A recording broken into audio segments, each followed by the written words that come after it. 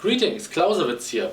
So, this is the first video in my new series about professional mercenaries in the late Middle Ages and the Renaissance. In this video I want to explain how those mercenary groups worked, what changes they brought for warfare, on the battlefield, what that meant for warfare back in the day. So basically why they then overtook pretty much the military of the time, and how this then further progressed until it basically ends in the professional standing armies of those various European states, and basically when the mercenary transitioned into the soldier. And yeah, this is what I want to achieve in this video. It won't be a continuous series, I usually do, because there's a lot of stuff, so I expect that I at least have like 20 videos at the end or so, and I probably want to talk about different stuff meanwhile, but I'm not sure. But just that you know that I maybe not continue the series like really now for the next weeks so without interruption. So let us start. In this first video I want to talk about the probably most famous mercenary group of the late Middle Ages and the Renaissance, which were the Swiss mercenaries, also called the Reisläufer. Reisläufer is a German term, or an old German term in here, which just means something like someone who's going to war. In this video specific, I want to talk about the tactical point of view about the Swiss mercenaries, like how they fought, what was special about it, or what was new maybe about it, what this meant, tactical, and yeah. And then I want to make a second video in which I will talk about basically how it came that the Swiss mercenaries were so widespread, and how they basically started this very big wave of professional mercenaries. Quick note beforehand, there were already mercenaries around before this point, for thousands of years actually. They were also starting to forming like famous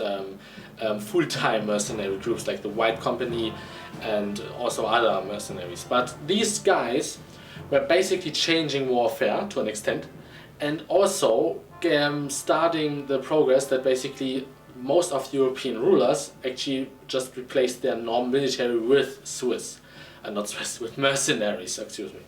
Even later on with the Landsknechts and with the Spanish tercios and stuff like this.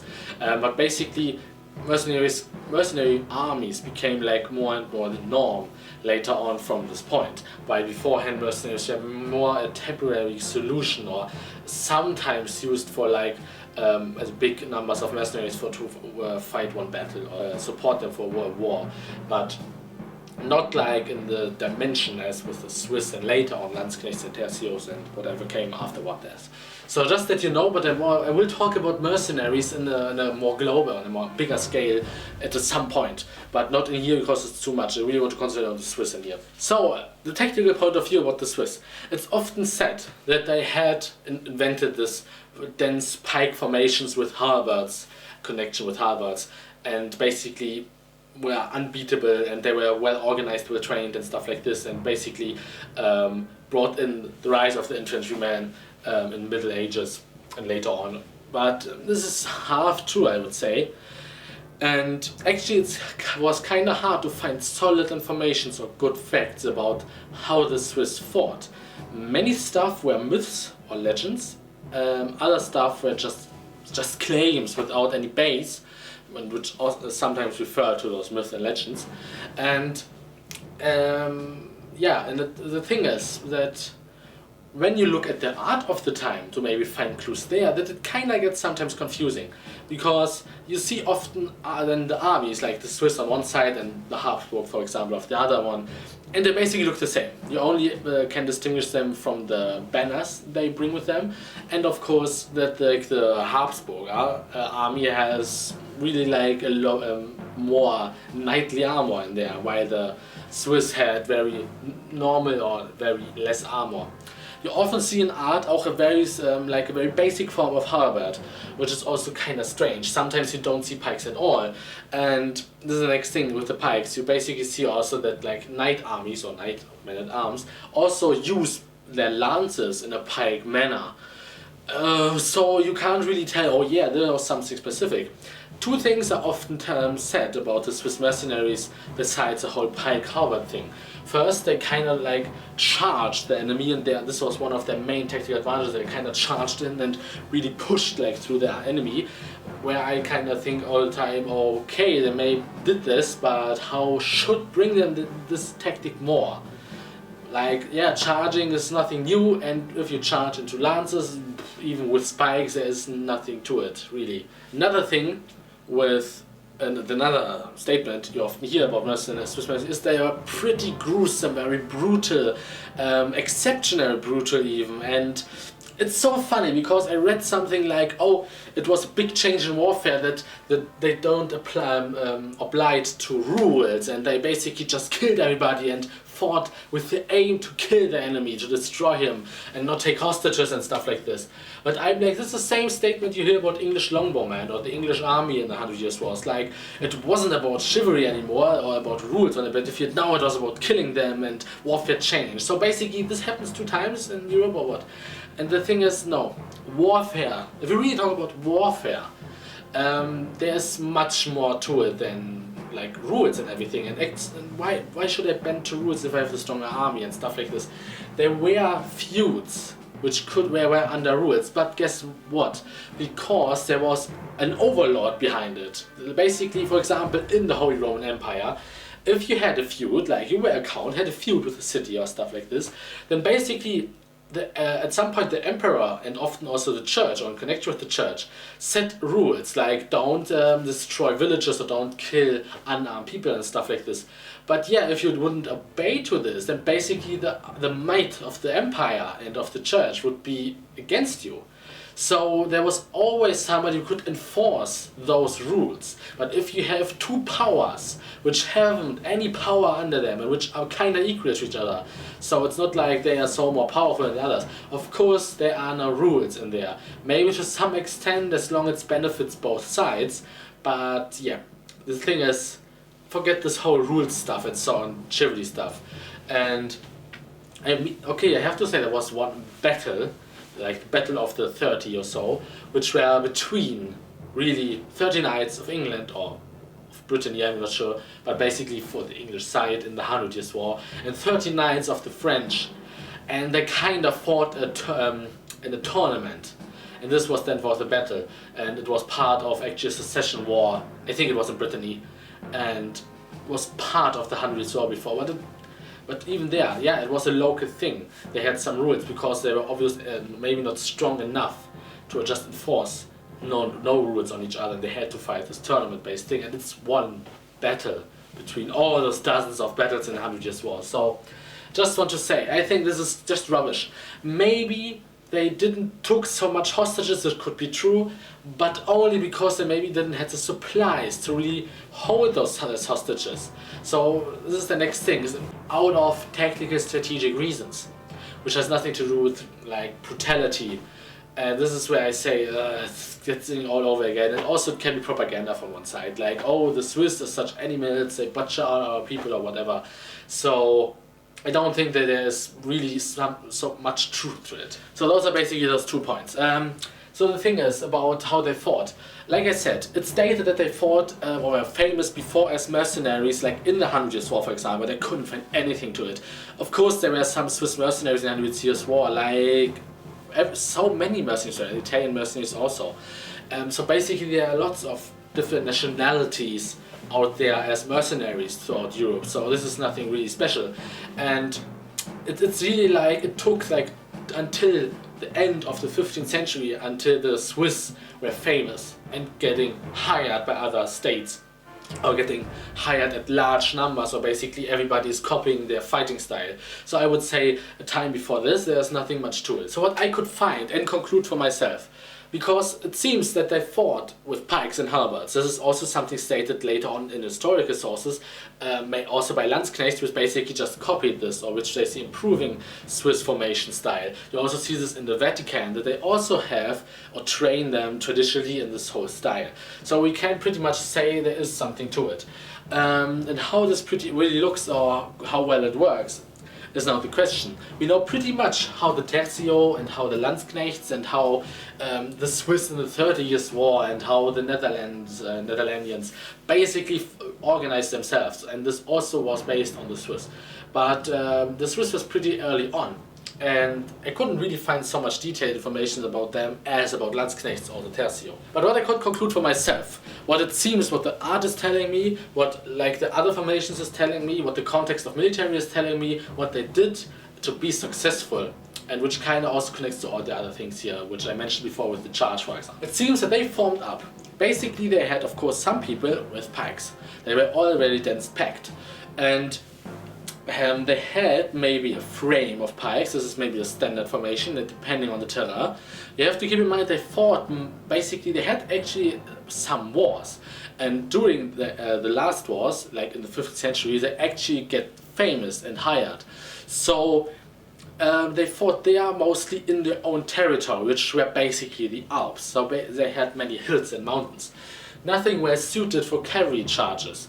So I can imagine that they basically don't form up in a frame of pikes, not those blocks so much as later mercenaries did, because most of the time the enemy couldn't use horse charges because of the terrain. But they could also form this frame. But important is they had basically at the first soldiers, we have soldiers or mercenaries, fighters, were with those pikes, these 5-meter long things. And behind there, they basically had people with halberds or halberd-like weapons or other weapons which has to do with killing job. Maybe some short weapons like axes and hammers as well. You often see in art swords. Of course, some had swords as side weapons, but basically you need some weapons which really can put up the killing power, and I would say a weapon which is like a halberd is bestly suited for this. Often it's also referred that the halberd was invented by the Swiss mercenaries here, but I would say this is not true. It may be that the typical iconic Swiss form of the halberd was invented by them, but this whole concept of the halberd, or the whole function of the halberd, was well established since centuries. We see this in the billhook, we see this in the pole axe. So to have like this whole, I have a slashing part, and I have an anti-armor part, and also a stab part, or a part to stab with, is since at least the billhook well known throughout Europe, this concept, and widely used by other people. So I wouldn't say there's something so special to it. They maybe invented this very specific form of halberd, which is fine, but nothing really so unique about it. So they basically had now those pikes in front of them and behind halberds, which were basically shorter pole weapons and also with armor-piercing stuff in it. Maybe a hammer part, but mostly a spike. So they had not much armor. Basically they were all peasants, mostly, and swiftly recruited to like counter the enemies of the Swiss Confederation in form of the Habsburgs, in form of the Burgundians, in form of the French at one point. So basically they had to form up big numbers of people which weren't actually trained to fight or would tend the wealth for it. And pikes and halberds, which are not so much more expensive than a pike, are pretty much suited for it. So now you have pikemen which basically do the whole defensive job. If the enemy charges cavalry, you can easily counter them with that. You can also really push enemy infantry with it. You basically also keep infantry away from you.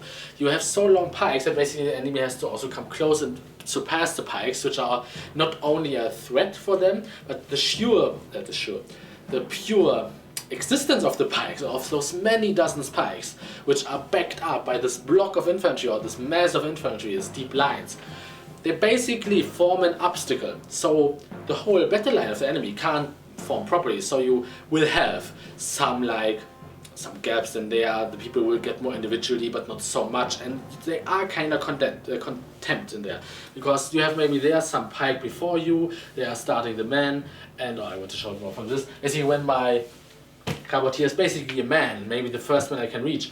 So his pike goes through here, maybe he will drop it, but behind him are also some pikes, and besides of me were pikes, so I can't not even easily shift to the side or to the other one, because there are still pikes around me. So this is just useful. The whole body of infantry gets more defensive through it, not only because of anti-cavalry means, also because they push infantry away and kind of scatter them, and also basically give them much room to maneuver in.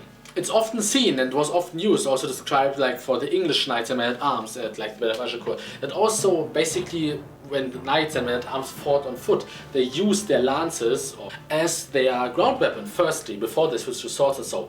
Maybe if they don't have pole axes, or if they really want to defend something, because then they have the more reach of it, and contrary to pole axes, which are kind of short in comparison.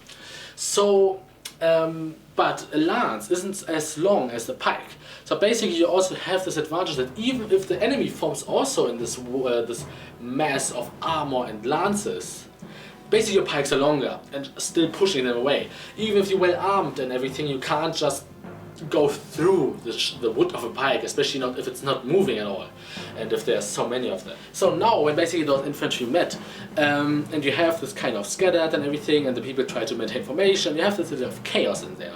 Of course, some of your guys will go to daggers, will go to shorter swords or axes, stuff like this, to do the killing job. But also now you have the harbors, which can also operate from some distance and also some behind of some pikemen.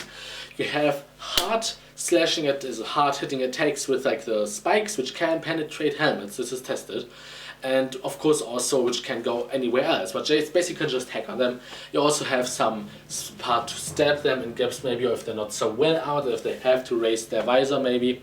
And yeah, so what the Swiss basically created with this were a cheap army which could be formed up quickly with not so much of costs, and which had everything it needed. Had a high defensive against everything and would basically negate completely cavalry charges, which are a huge factor for knights. They have huge killing power because they choose stuff like halberds or similar things like halberds, really like anti-armor piercing stuff. And through the pikes in connection, they created this room where the knight and men-at-arms couldn't really emphasize on their better armor or in their better individual combat techniques. And also you had the masses of men to back this all up, because you can just get in all those men, give them those weapons and just drill them in how to formate, how to place each other rightly, and of course how to basically use the weapon. But basically the pikeman just has to hold it, basically. And this is pretty effective and so cost efficiency. This is the reason why actually the Confederation had to do this. They weren't nobles, they weren't as powerful as the city-states in Italy or in the German lands. So basically this was the right thing to do here in this context. And yeah, it worked pretty well.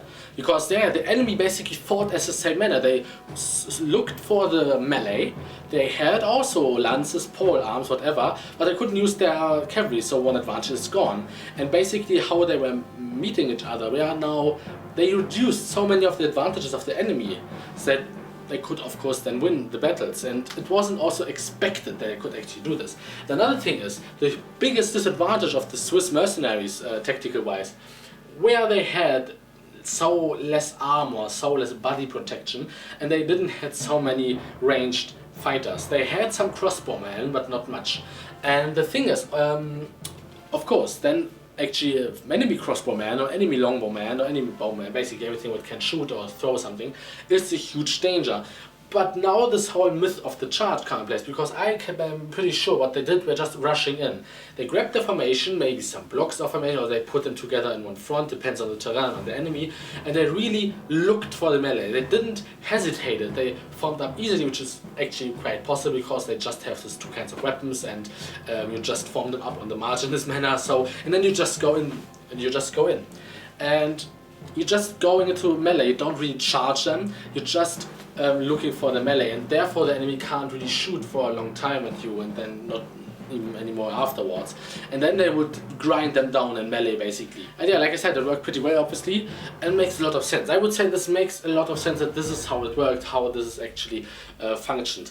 And this is because also they could then put up like thousands and thousands of men in this fashion quickly without the big costs, and they had efficiency. This is like what's about it. And this inspired then later on the Landsknechts to do a similar thing. They developed it more. It's not like really they copied it, it's more like they took it and made a new thing out of it, because they had so many different things in there. They had no new weapon types, they also had the ranged fight had a bigger role in it, and so on and so on. But I don't want to talk about the Landsknechts now.